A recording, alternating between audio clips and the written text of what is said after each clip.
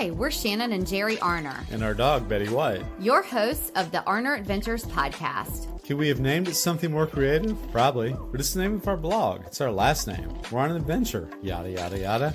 After owning our own business, working 24/7. And don't forget a mental breakdown in between. We made a lifestyle change and decided to make the most out of life. We sold our house, most of our belongings, downsized, and moved to the coast. We live life minimally, but fully. We live each day as an adventure. This show will help you learn how to live life more fully, with more intention, by experiencing more, and with less stuff. We'll talk about our own experiences, interview others who have much to share by creating a spark in our lives. Some days we'll share real life ongoings of what we're going through, and others will talk about our favorite flavor of waffle. Come join our adventure. It's the Arner Adventures Podcast. Hello, everybody. Happy New Year. I'm Jerry. And I'm Shannon. Betty White says hello. We're back for episode 108 for the Arner Adventures Podcast. We're so excited to be back, gearing up for a new year of podcast episodes, hopefully even more tailored to what you all want to hear and see from us. Yeah, but before we get started in the conversation today, as usual, we want to ask you if you would please leave a 5-star review or rating on the platform you're listening to us on. And if you could, please hit that subscribe button. We would really appreciate it. It helps us out a lot, and it's a great way of supporting the podcast. That's right. Mm-hmm. Well, many of you have joined our Declutter 365, and we want to say thank you for joining us. We are so excited about getting into a new year of decluttering. And usually, we have the 30-day declutter, but this is Declutter 365, so it's going to be all year, and it's really exciting. If you want to get involved, you still can. You can do it any time of year, actually. Just work the whole year, but the link is down in the show notes. It's a great way to declutter the physical, digital, and mental clutter from your life. Oh, yeah, it definitely is. And it's fun. It is fun. It's fundamental. That's right. It is indeed. And if you don't have to be a minimalist either to do it, clutter isn't good for anybody. But speaking of minimalism, today's episode is going to address some of the things that we do invest in as minimalists. That's right. It's a common misconception that minimalists spend no money, are cheap, don't invest in anything. So we thought we would share 10 things that we spend more money on as minimalists, probably than most people, but we just wanted to kind of go through 10 things that we're like, yeah, we invest in these things and we think it's important to talk about. So and it's not the only 10. We just picked 10 pretty key ones just to give you a start, and you can build on that from your own preferences. That's right. Mm-hmm. Well, the number one is Betty White, our sweet, adorable bundle of furry joy. We do all we can to make sure that she is happy and thrilled with her life between vet visits, medications, clothing, toys. She's our pride and joy, and is definitely not a minimalist herself. She would tell you that. Oh, yes, she would. That's evident by what we have laying around the house toy-wise. Yeah, like right now, if you hear anything in the background, she's actually playing with a toy. She's cracking on a toy out of one of her 2 toy boxes. Yeah. I think. Yeah. That's right. Yeah. That's right. But anyway, yeah, and Betty is entertaining us now with a little background noise if you hear it. Number 2 is quality experiences. We invest in memorable adventures like exploring a new town or trying out unique activities. And this is a favorite of mine. We live small so we can experience large. That's right. And one of the whole things about our transition of lifestyle a few years ago to our minimalist small lifestyle physically is that we really do have the opportunity to have more experiences where before we just didn't, So that is a really important one. Number 3 is nutritious food. We do have our garden. We'll talk about in a few minutes, but we opt for fresh, organic when we can, whole foods that nourish our body, keep us healthy and energized. We don't eat meat. Getting more creative and look, when convenience is a big thing, we do eat like the Gardein and Morningstar and some of those processed veggie things that still are healthier than meat, but we do invest in nutritious food. And I think before we even downsized and had this lifestyle, we didn't even think about it so much. It was just always go, go, go. And we didn't even think about in investing in our health in that way. So, and at the same time, we are human. On road trips, what do we do? Oh, A Bojangles biscuit. Egg and cheese, no meat, of course. I'm the Cheddar Bo biscuit. If you have a Bojangles near you, you know exactly what we're talking about. We do that on road trips, like Jerry said. And you don't need a pickup truck to go through the drive-thru, although typically that's what you'll see. That's right. Reusable goods, moving right along. Invest in quality reusable items to reduce waste, from water bottles to household items like storage containers for food. That's right. When Jerry talks about water bottles, he is actually talking about like water vessels that we have that are reusable for our water. So we do have like our we don't get on the Stanley train. We're not going to get on that whole marketing thing. We were just talking about that this morning, but we do have our Yeti big mugs, like the growlers or whatever they're called.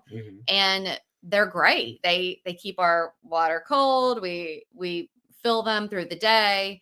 And that's like our big water vessel. We also have the I can't remember, like the eco vessel things that if we're on the go and have the screw top, like hiking, or if we're on trips at the beach or whatever, we use those. But we do invest more money in those so that they are better quality, like Jerry said. And like you said, the storage containers, we used to have it where you reuse the plastic container that something came in, and we just learned more about the dangers of those cheap plastics. And so now we have like our glass containers for storage food. And and water bottle wise, 24 ounces I think is enough. We don't need a whole 40-ounce Stanley Cup, and unless you're carrying a hockey stick, you don't need a Stanley Cup. Just my thought on that. That's right. Well, number 5, learning opportunities. So we, especially since COVID, so much is available online, but we invest in, courses, workshops, summits, things that feed our curiosity, not just for career-wise, although we do for our career, but things that feed our curiosity, add value to our lives. We always want to learn and enhance our skills, and we invest in those things where I don't think before we ever even thought about doing that. I don't think so. YouTube's a good outlet for that too. You can always learn a lot of stuff and handy stuff on the YouTube for free. For free, and something that's easy for everybody to get to. Well, I've recently learned a little bit more about the slow fashion and fast fashion concepts. I didn't know a lot about that. Yeah, one of the things that we do, and we do talk about a lot on our blog, we've talked about on the podcast, is that we really want to help keep things out of the landfill. We want to buy quality versus, cheap, and that's not going to last very long. And one of the ways that we like to stay sustainable when it comes to the things that we wear is reusable. And we can do that by buying on Poshmark. Poshmark is an online place that, if you're not familiar, you can always buy things. Sometimes people are selling their new thing they didn't want, or sometimes they're selling something that was gently worn. You can get really great deals on some high quality stuff. But we also shared before that we make money on Poshmark by selling things that, as we are decluttering or as we don't want something anymore, can't fit it or whatever, we sell it on Poshmark. And what do we do with that balance, Jer? We give it back to Poshmark on whatever else we might need. That's right. Yeah. So during COVID, especially in our no-buy year, as we were getting rid of things, we never had to buy clothes. No. We never bought. Actually, I don't think we bought any new clothes in maybe 3 years. Oh, right? I would say so. Because we're able to reuse our balance on Poshmark. It's a great way to start 2024, decluttering your closet and making some money. That's right. That's right. And even if you don't want to, sell, you can at least just start an account. It's a free account to start and peruse around. So the next time you want something, look on Poshmark and see if someone's selling it. It just helps keeping things out of the landfill. And even if you like some of that fast fashion stuff, go get it on Poshmark. It's like a small way that you're being sustainable. Head over to arneradventures.com/Poshmark, and you will have a link that we're sharing where you can start your account and receive a $10 credit. So you can either keep the balance there with the $10 and build upon it. You can use the $10 to buy something and see how it all works. Yeah, and part of our Declutter 365 is starting a Poshmark closet. And I think with, let's say with your $10 credit, it might give you a little incentive to put something else on Poshmark. Then you have that credit where you can purchase something off Poshmark. And then you see what I'm saying? You sort of start a cycle then. Yeah. And then when that thing, when you're tired of it, you sell it back to the Poshmark. You know what? That's exactly right. That's what you do. Yeah. And then what do you do with that credit? You buy something off the Poshmark. It just goes round and round. It is, and it actually is kind of fun. So if you're someone who's trying to curb that shopping fix, you start going to your closet and you start selling some things, it's a little addictive. Like, oh my gosh, I'm making money. Then you start walking around saying, what else can I sell? Oh, I really want this. Let me sell that. All of a sudden you've got a few $100s, could have a few $1,000s in your Poshmark balance. All this is done from the comfort of your own home. That's right. So again, head over to arneradventures.com/Poshmark for that link to start your own closet and receive a $10 credit. Moving right around to another favorite of mine, quality sleep. And as somebody with some sleep problems at times, this one's a big one for me. A good mattress and comfy bedding. We have definitely invested in that for quality rest. It's priceless, the quality rest. We have mentioned Cozy Earth quite a bit. It's an investment, but it's well worth it, y'all. And when we consider how important sleep is to our health, it's anything you have to spend on that for us is it's a non-negotiable. And we have done so much research in learning more about good quality sleep. And yes, it does matter. Like we just want that whole experience about the ritual of going to bed at night to be just the best. We want to invest in sheets that make us feel good and we don't sweat in, and all of the reasons that Cozy Earth bedding is really great. But yes, our mattress is really, it's wonderful. I mean, we love our whole sleeping situation. Our room, we always talk about, like, don't bring the phones in the room. It sort of makes it toxic.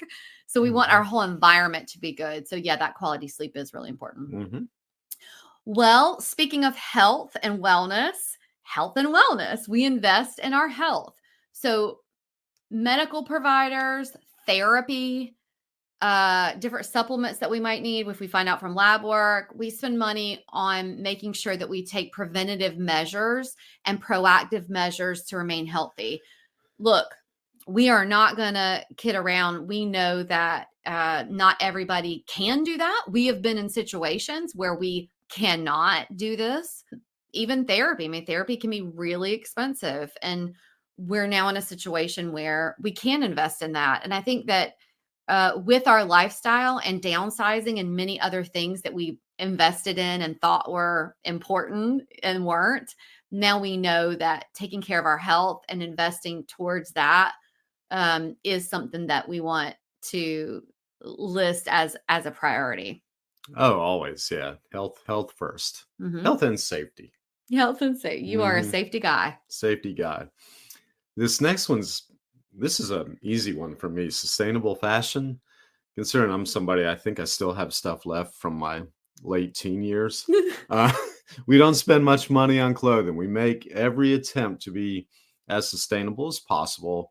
Shop secondhand stores like Poshmark, and you can do that to keep items out of the landfill.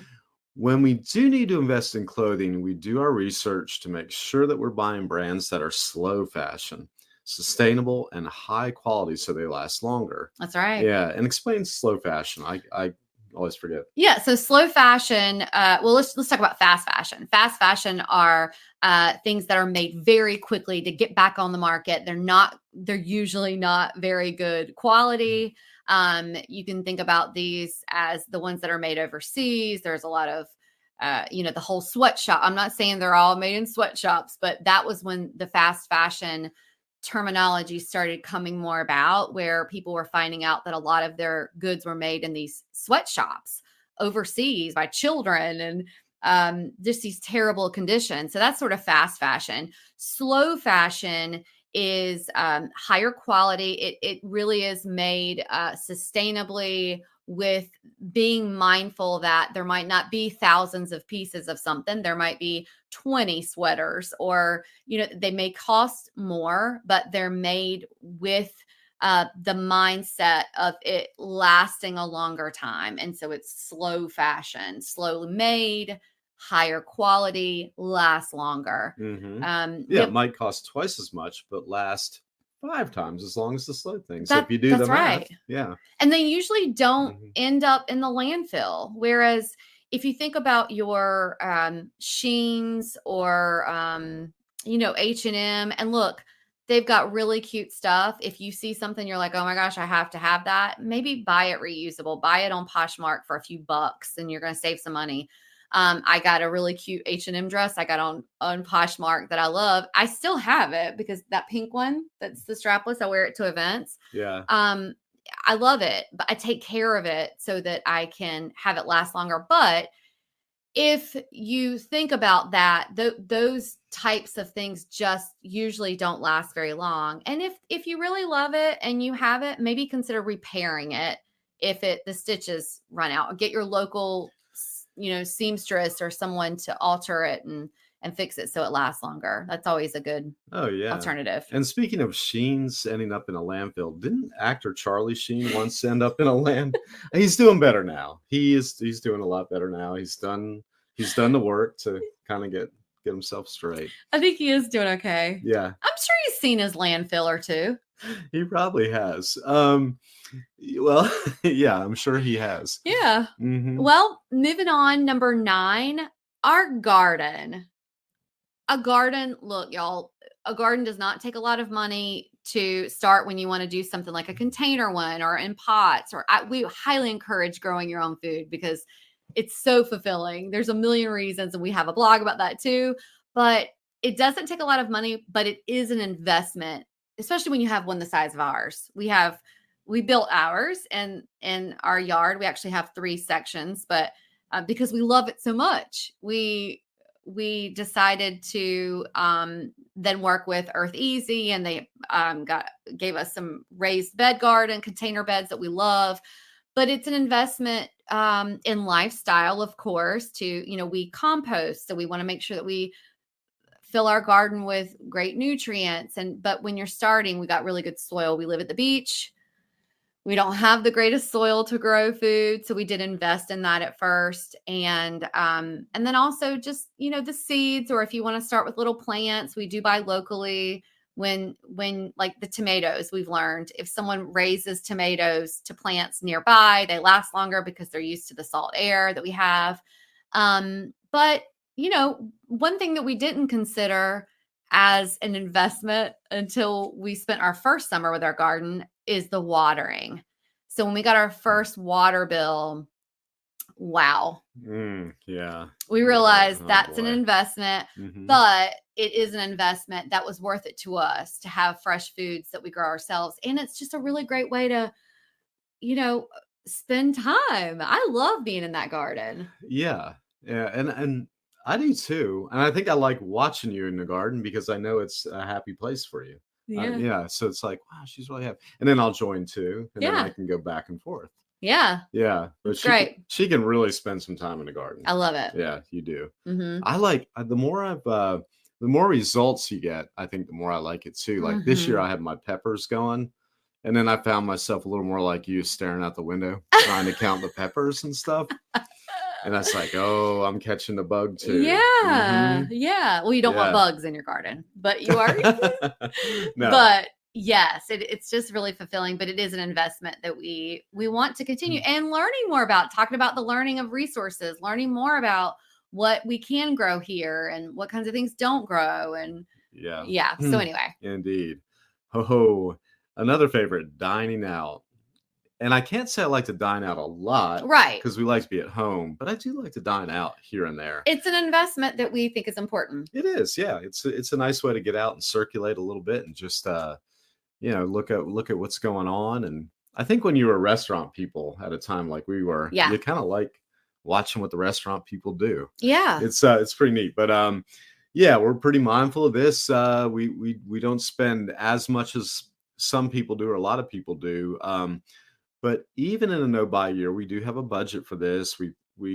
Well, we're not in a no-buy year now. In our no-buy year, we had a budget. No-buy year, yeah. But we do have a budget now too, because we budget for everything. We budget for everything, yeah. And it's I think, like you said, we value it. We think it's important, and it's a neat community experience. Yeah, you end up seeing somebody or you recognize. Or when we travel, it's a really great way to experience the culture where you're traveling. Yeah. Or it's just good people observing. Like, you go, look at that guy. Look at the way he's holding his fork.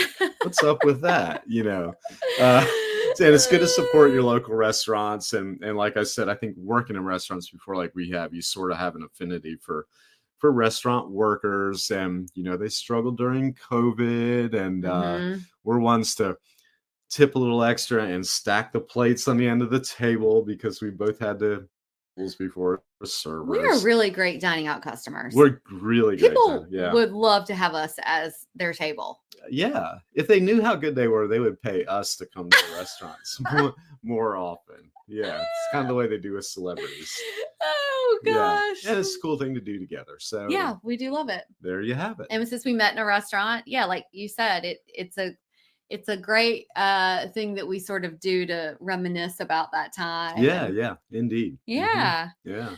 Well, there you have it, guys. As you can see, as minimalists and a couple without human kids, we may not spend as much money on some things as others. We certainly save a lot of money, more than we used to before our lifestyle change and before we sort of started living a minimalist lifestyle. But we do spend money on things. It's despite what most people think, that we sit in a sterile, empty room, not doing anything.